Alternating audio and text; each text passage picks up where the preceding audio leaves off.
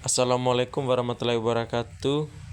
Perkenalkan, nama lengkap saya Basilis Salazari dari Prodi PPKN Angkatan 23 dengan NIM 2304010404023. Di video kali ini saya akan menjelaskan mengenai sistem pemerintahan parlementer.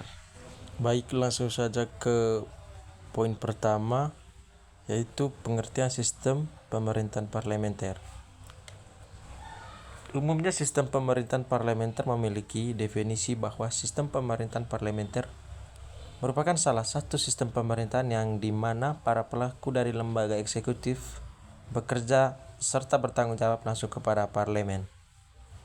Di dalam sistem pemerintahan parlementer, lembaga parlemen mempunyai peranan yang sangat penting dalam pemerintahan negara tersebut.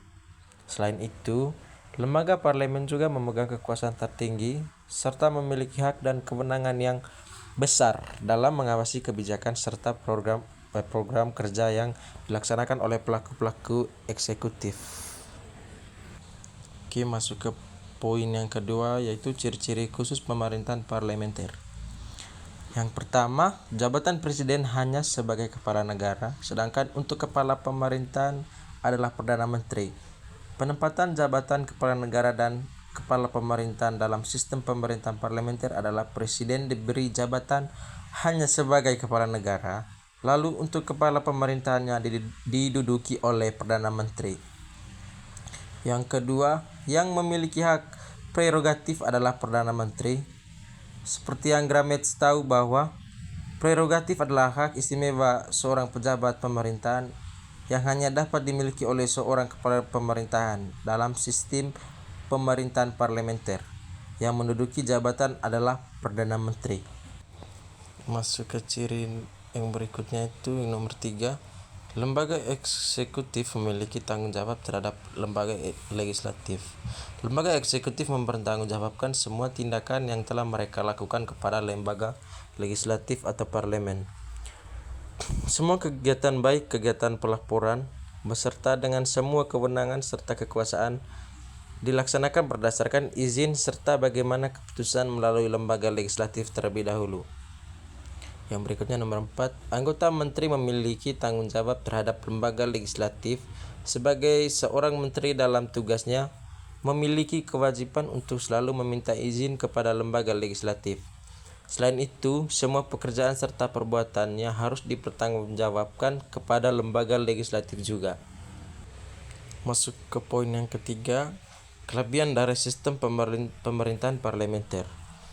Kelebihannya yang pertama, seseorang pembuat kebijakan dapat ditangani secara cepat karena sangat mudah. Penyesuaian pendapat antara eksekutif dan legislatif. Hal ini sangat mudah terjadi dikarenakan kekuasaan lembaga eksekutif dan lembaga legislatif berada pada satu partai. Yang kedua, batas tanggung jawab dalam setiap pembuatan serta pelaksanaan kebijakan publik sangat jelas. Yang ketiga, kelebihan lainnya adalah adanya tingkat pengawasan yang sangat kuat serta ketat dari parlemen terhadap kabinet yang ada. Hal ini membuat kabinet menjadi lebih berhati-hati dalam mengerjakan pemerintahan. Yang keempat, keputusan dibuat dalam waktu yang relatif dan cepat. Oke, di poin yang terakhir ini, sini kita akan membahas tentang kekurangan dari sistem pemerintahan parlementer. Kekurangan yang pertama, dalam sistem pemerintahan parlementer, badan lembaga eksekutif atau kabinet memiliki posisi yang sangatlah bergantung pada jumlah mayoritas serta dukungan dari parlemen. Hal itulah yang menyebabkan sewaktu-waktu kabinet dapat dilengsarkan oleh parlemen. Yang kedua, masa jabatan dari suatu kabinet tidak bisa ditentukan hanya dari berakhirnya masa jabatannya, karena badan lembaga